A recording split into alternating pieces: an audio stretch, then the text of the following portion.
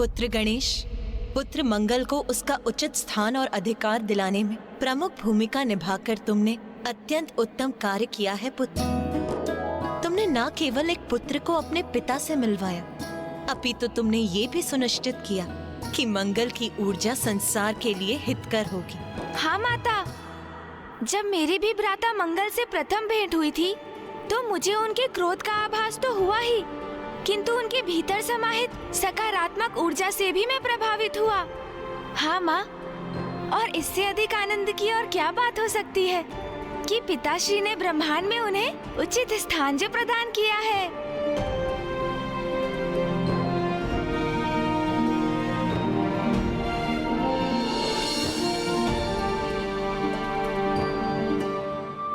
एक पिता के लिए इससे अधिक संतोष की क्या बात हो सकती है कि संसार में उसके पुत्र को उपयुक्त स्थान प्राप्त करने के साथ यथोचित मान सम्मान भी प्राप्त हो।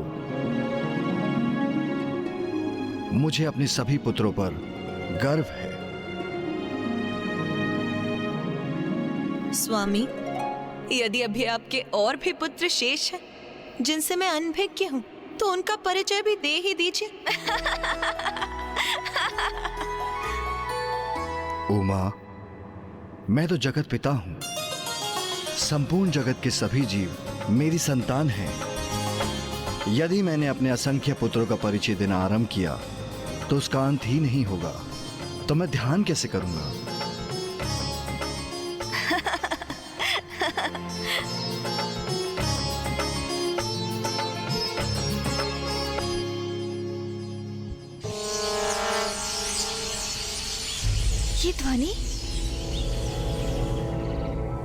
ये ध्वनि तो शुभ संकेत नहीं है।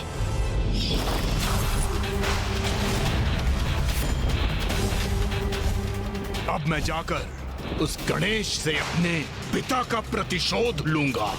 अब मैं तभी लौटूंगा जब मैं उसका वध कर चुका होऊंगा। मुझे शीघ्र कुछ करना होगा। पिताश्री, माँ, भैया।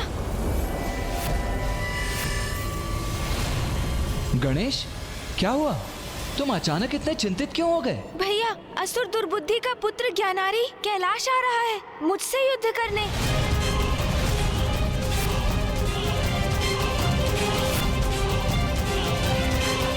ये असुर कभी नहीं सुधरेंगे। आने दो उन्हें। इस संकट को उसके आरंभ से पूर्व ही समाप्त कर दूंगा मैं। नहीं भैया, रुक जाइए। आपको कुछ करने की कोई आवश्यकता नहीं है भैया, क्योंकि मैं ही अदृश्य हो जाऊंगा। अदृश्य? अदृश्य हो जाऊंगा? और आप सब भी अदृश्य हो जाइए। ये क्या कह रहे हो तुम गणेश? हम अदृश्य हो जाएं? उस असुर से छिप जाएं? तुम ऐसा सुझाव भी कैसे दे सकते हो गणेश? तुम प्रथम पूज्य हो गणेश, और मैं देव सेनापति। मां आदि शक्ति है और पिताश्री स्वयं देवादिदेव महादेव। और तुम चाहते हो कि हम उस असुर से भयभीत होकर छिप जाएं? नहीं गणेश, नहीं। पुत्र कार्तिकेय, मैं तुमसे सहमत हूं, किंतु यदि गणेश हमें अदृश्य होने का सुझाव दे रहा है तो उसके पीछे उसकी अवश्य कोई लीला होगी। उसकी कुशाग्र बुद्धि से उत्पन्न उसकी कोई योजना होगी, क्योंकि पुत्र गणेश अधर्मियों से युद्ध करने से पीछे हटने वालों में से तो कदापि नहीं।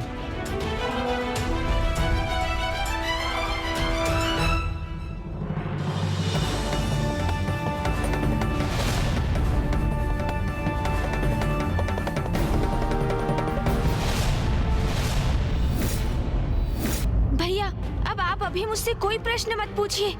कृपया बस अदृश्य हो जाइए, अन्यथा विलंब हो जाएगा।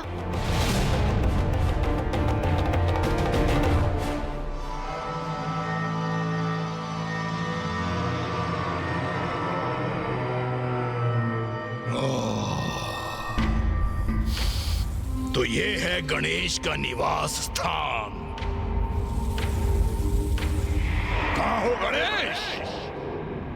बाहर आओ।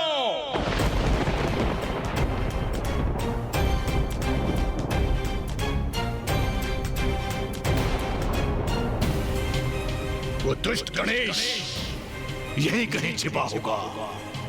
जाओ ढूंढो उसे।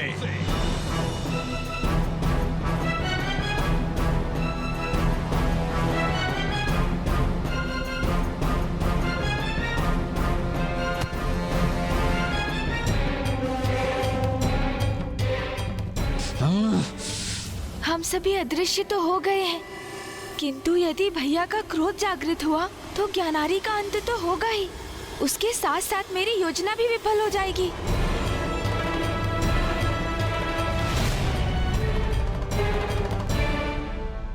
गणेश, मेरे पिता का वध करते समय तो भयभीत नहीं हुए तुम मुझसे क्यों छुपे हो? बाहर निकलो गणेश और सामना करो अपने काल का।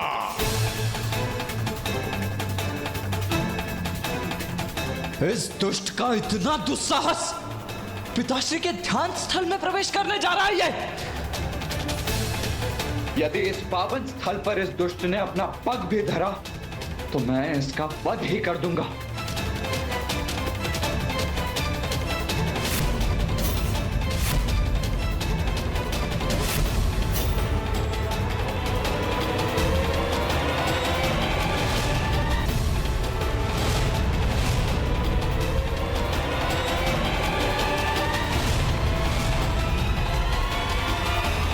महाराज,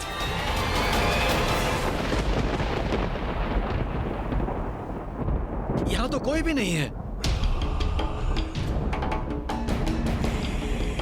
प्रतीत होता है तुम मेरे भय से कहीं भाग गए हो गणेश, किंतु भाग कर जाओगे कहां? संसार के किसी भी कोने में छुपे होगे, वहीं से ढूंढ के लाऊंगा तुम्हें।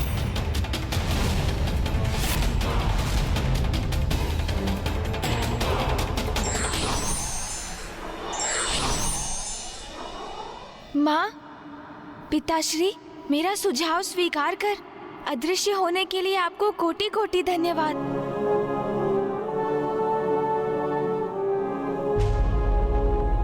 भैया, रुक जाइए भैया, रुक जाइए।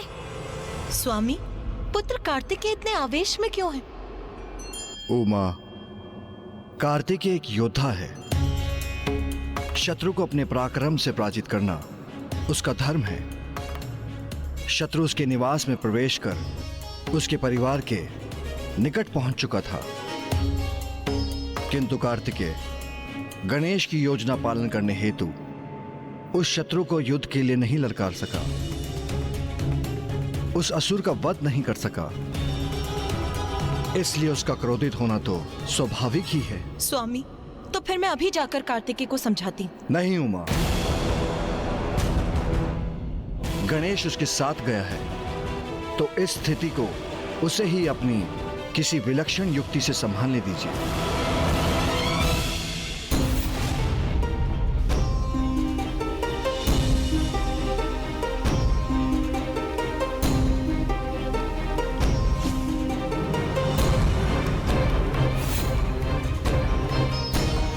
उस दुष्ट दंड ज्ञानारी का अंत करना ही सर्वथा उचित होता।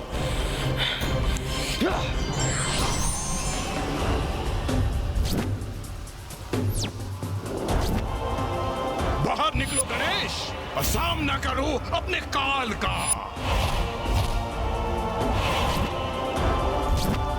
वो दुष्ट गणेश यही कहीं छिपा होगा।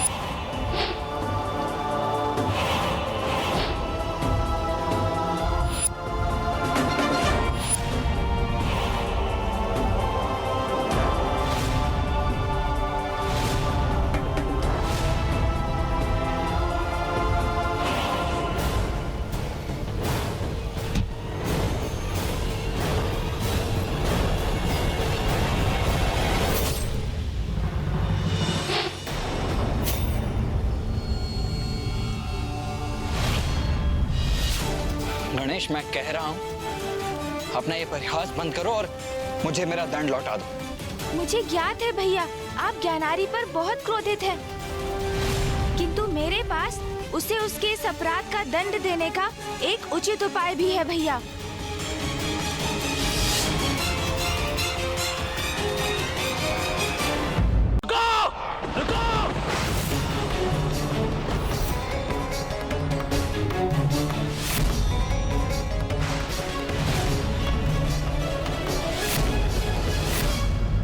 तुम यहाँ पुनः लौट आए। स्मरण नहीं पूर्व में क्या कहा था तुमसे? स्मरण है, भली भांति स्मरण है, पर इस बार मैं ऐसे नहीं जाऊंगा। इस बार मैं तुम्हें वो पाठ सिखाऊंगा कि जिसका स्मरण कर तुम सारी उद्दंडता भूल जाओगे। प्रतीत होता है तुम ऐसे नहीं मानोगे।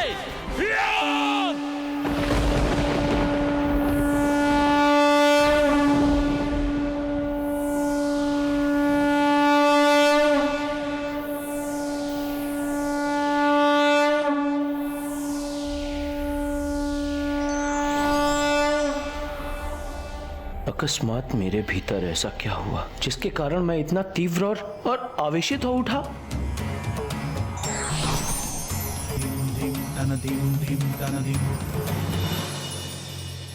कैलाश में आपका स्वागत है भ्राता भौम।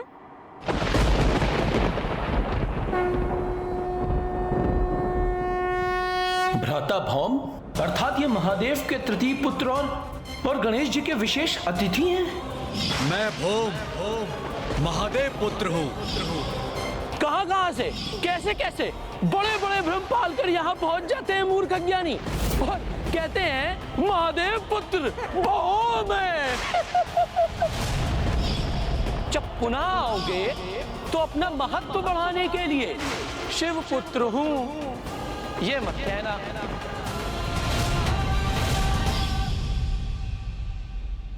आपने उचित सुना नंदी जी, ये भौम जी है हमारे भ्राता। अब आप इनका स्वागत उसी प्रकार से कीजिए नंदी जी, जैसे आप मेरा और भैया का कैलाश लौटने पर करते हैं। अज्ञानतावश पूर्व में हमने आपके साथ जो भी रूखा व्यवहार किया उसके लिए क्षमा प्रार्थी हैं। कैलाश में आपका स्वागत है।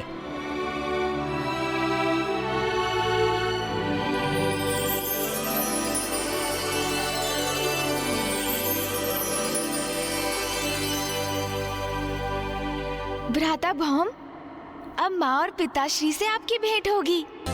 देखिएगा, आपको देखकर माँ अत्यंत आनंदित हो उठेंगी। मैं इस बात से बिल्कुल भी प्रसन्न नहीं हूँ नाथ। उमा, आप क्या कह रही हैं? ये मैं समझने में असमर्थ हूँ। गणेश और कार्तिकेय का एक और भ्राता आ रहा है आज, और कुछ ही समय में वो यहाँ पहुँचने भी वाला है।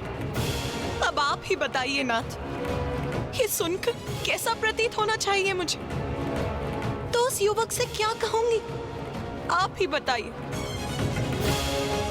जगत जननी हूँ मैं, आदि शक्ति हूँ, किंतु एक पत्नी भी हूँ, और मेरे स्वामी का एक और पुत्र है जिसका मुझे कोई ज्ञान नहीं। ये सूचना अचानक प्राप्त कर क्या मेरा विचलित होना अनुचित है? माँ,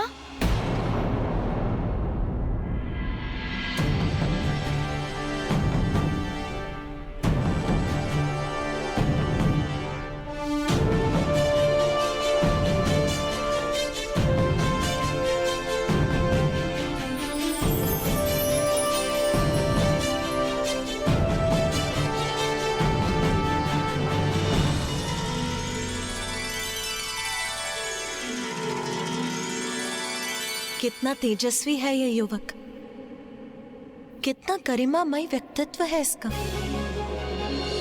कैसी असाधारण सकारात्मक ऊर्जा का स्वामी है ये। कितना मंगल है ये, कितना मंगल, कितना मंगल।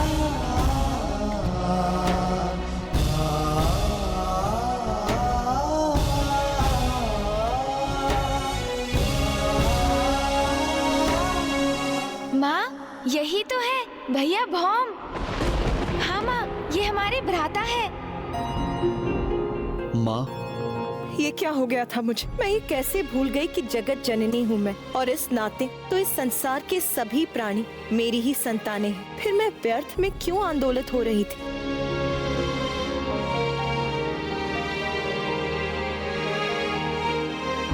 पुत्र भूम, उठो पुत्र। माता, महादेव, मैं भौम हूँ, भूमि नंदन। और महादेव, आप ही मेरे पिता हैं। आपके रोष से आपके मस्तक पर जो श्वेत बूंद उत्पन्न हुई थी, उसी से मेरा जन्म हुआ है।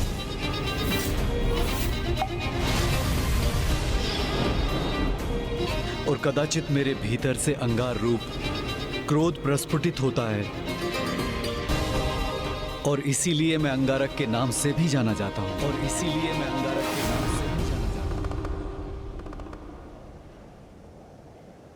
देवी पार्वती, मेरी कोई संतान नहीं थी, तो महादेव ने मुझ पर कृपा कर भौम को मुझे दे दिया। और माँ, मेरे जन्म दिवस पर भैया भौम कैलाश भी आए थे, किंतु कुछ गण ने उन्हें अपमानित कर कैलाश द्वार से ही लौटा दिया था। उन्हें भीतर नहीं आने दिया था माँ। हमें क्षमा कर दीजिए माता, वो गण हम ही थे। ज्ञात नहीं क्या हो गया था उस समय हमें, ऐसे जैसे किसी के प्रभाव से क्रोध हम पर छा गया हो।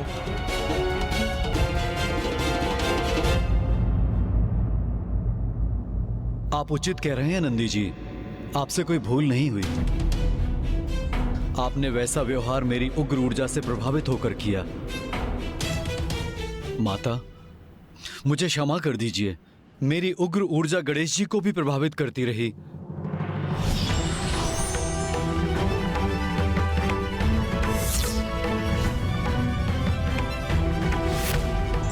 आपके इस मनोहर रूप पर जिसकी भी दृष्टि पड़ेगी चंद्रदेव, वो कलंकित हो जाएगा।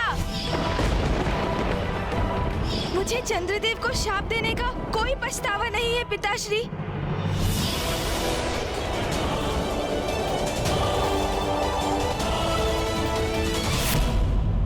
किंतु मेरा इसमें कोई दोष नहीं है।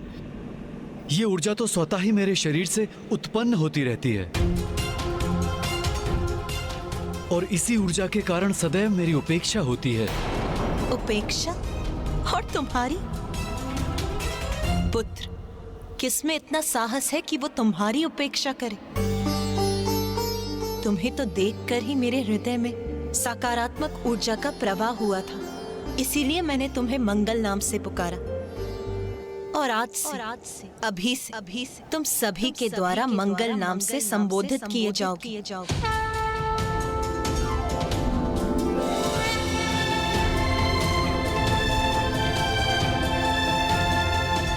मेरा पुत्र मंगल आज प्रथम बार हमारे निवास कैलाश आया है। मुझे उसका उचित स्वागत करना चाहिए।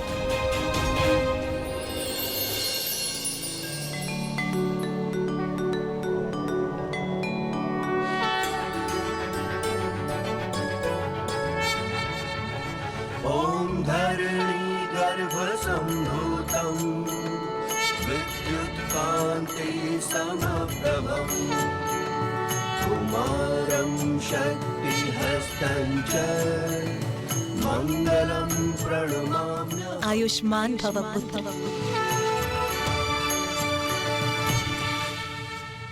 पुत्र मंगल, मुझे ज्ञात है तुम्हारे मन में क्या प्रश्न उठ रहे हैं। मुझे तुम्हारी तपस्या का पूर्व में आभास हो चुका था, और मैं तुम्हारे तप से अत्यंत प्रसन्न हूं। पिताश्री, जब आप अपनी भक्ति की तपस्या से प्रसन्न होते हैं तो उन्हें सदैव वरदान देते हैं, तो भ्राता मंगल को भी वरदान स्वरूप उनका उचित स्थान मिलना ही चाहिए ना? पुत्र मंगल, मैं तुम्हें वरदान स्वरूप नवग्रहों में एक ग्रह का स्थान देता हूं। ये तो अति उत्तम वरदान है पिताश्री।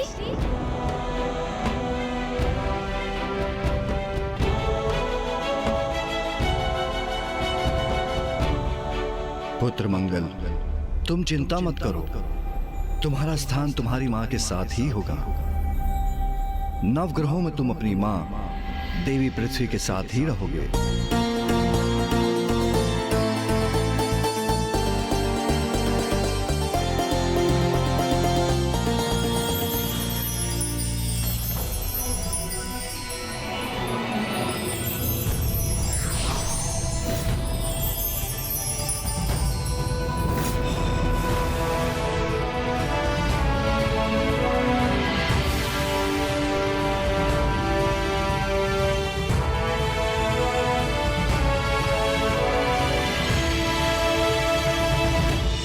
तुम स्वयं मंगल ग्रह के स्वामी बनकर वहां वास करोगे,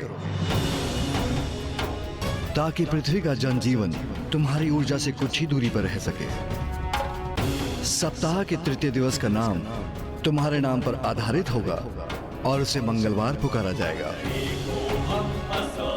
मंगल ग्रह प्राणियों के जीवन के पराक्रम, शारीरिक ऊर्जा, आत्मविश्वास, शक्ति, क्रोध, आवेश और वीरता शासित कार्यों का प्रतिनिधि करने वाला ग्रह होगा।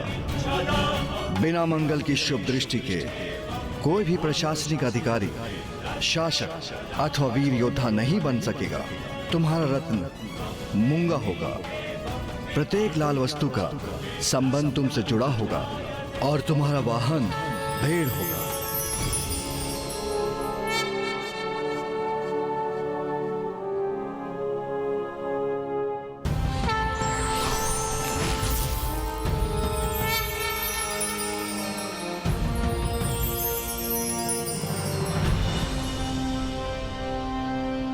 पिताश्री, आपने मुझे स्वीकार कर इतना उच्च स्थान प्रदान कर कृतार्थ कर दिया, किंतु क्या मुझे आपसे एक प्रश्न पूछने की अनुमति है? हाँ पुत्र, अवश्य।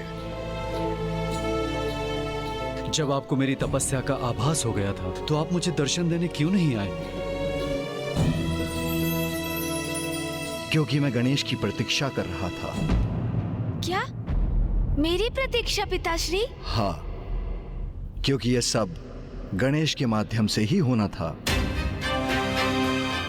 क्योंकि गणेश का नाम मंगल अर्थात अंगारक से जुड़ना था। कहो गणेश, अब चुनाव तुम्हें करना है। क्या अपना नाम अंगारक से जोड़ोगे? ये तो मेरा सौभाग्य होगा पिताश्री। भ्राता मंगल अंगारक नाम से भी विख्यात है। इसीलिए आज से जो भी चतुर्थी मंगलवार की दिवस पड़ेगी उसे कृष्ण पक्ष की चतुर्थी के नाम से जाना जाएगा।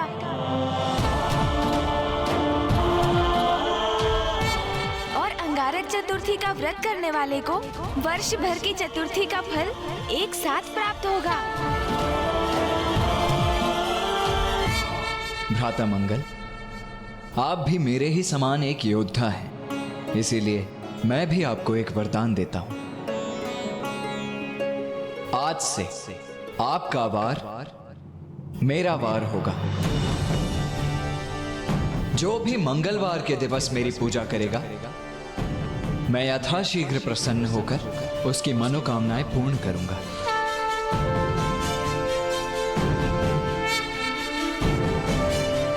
और पिताश्री के कथनानुसार मैं आपको आपका वाहन भी प्रदान करता हूं।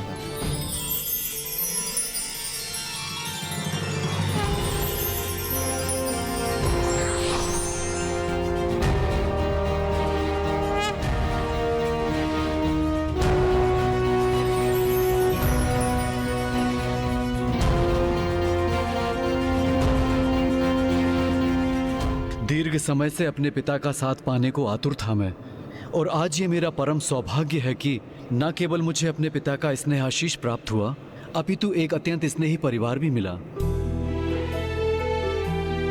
और ये सब आपके कारण हुआ है गणेश जी। मैं आपसे इतनी ईर्ष्या करता था कि आपसे युद्ध करना चाहता था, किंतु आपने मुझे इतना सब प्रदान कर कृतार्थ कर दिया। भ्राता मंगल, जो भी होता है वो माँ और पिताश्री की इच्छा से ही होता है। समझिए, ये भी उन्हीं की ही लीला है। अब आप जाकर अपने दायित्व का कार्यभार संभालिए भ्राता।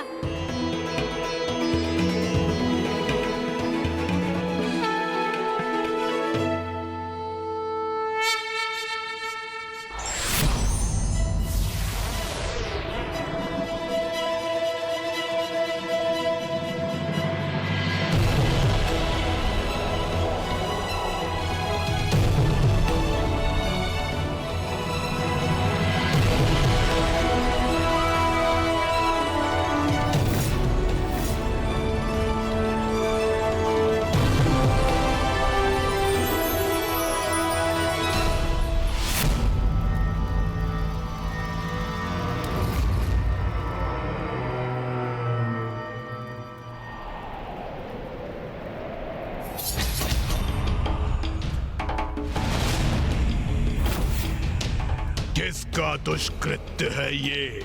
किसने किया है ये भयंकर अपराध? महाराज ज्ञानरी, ये गणेश ने किया है। महादेव पुत्र गणेश। गणेश गणेश गणेश गणेश गणेश गणेश।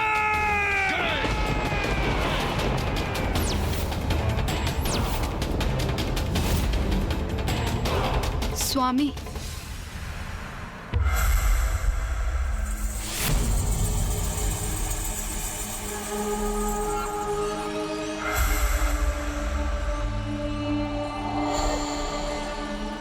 देखो दकिनी, कितनी निर्ममता से मेरे पिता का वध किया है उस गणेश ने।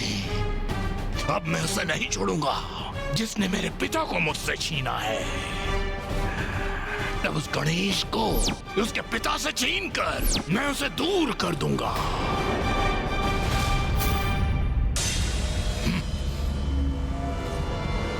स्वामी,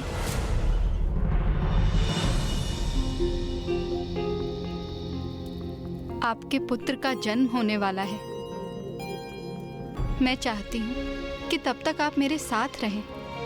अपने पुत्र के जन्म के पश्चात आप अपना प्रतिशोध लेने अवश्य चले जाइएगा।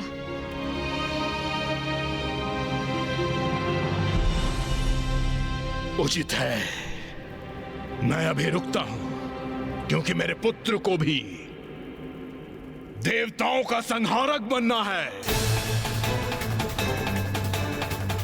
उसके नेत्र खुलते ही मैं उसे देवताओं के प्रति घृणा से भर दूंगा। मेरे पिता और मेरे समान देवताओं के लिए भयंकर शत्रुता का भाव होगा उसके मन में। मेरे पुत्र का जन्म होने ही वाला है दकिनी।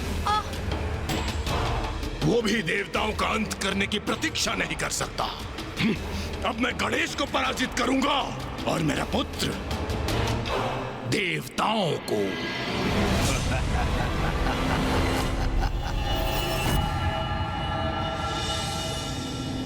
अनुज गणेश, तुमने भ्राता मंगल के साथ सर्वथा उचित किया। वो बहुत ही सौभाग्यशाली होते हैं जिन्हें पिता का स्नेह प्राप्त होता है, और तुमने भ्राता मंगल को पिताश्री से मिलाने का महान कार्य किया है। इसके लिए मुझे तुम पर गर्व है अनुज।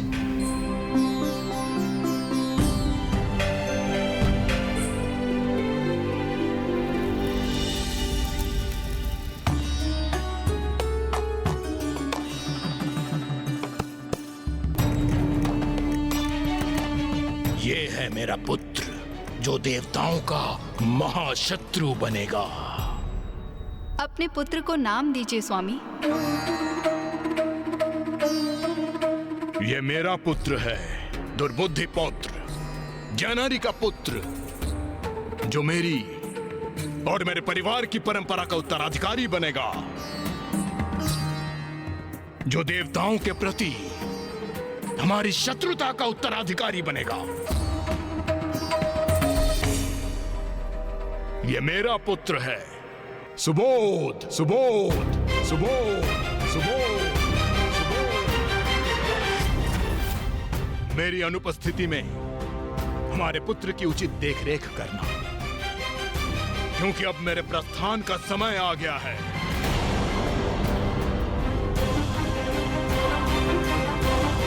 कहाँ जा रहे हैं आप स्वामी? अभी तो आपके पुत्र का जन्म हुआ है। दकिनी, मैंने तुम्हें वचन दिया था, अपने पुत्र के जन्म तक मैं यहां रुकूंगा, किंतु स्मरण रहे, मेरे पिता के प्रति मेरा ऋण तुम्हारे और पुत्र सुबोध के प्रति मेरे कर्तव्य से कहीं बढ़कर है। अब मैं जाकर उस गणेश से अपने पिता का प्रतिशोध लूंगा। अब मैं तभी लौटूंगा जब मैं उसका वध कर चुका होऊंगा। वो मेरे पिता का वधिक है। गणेश गणेश गणेश।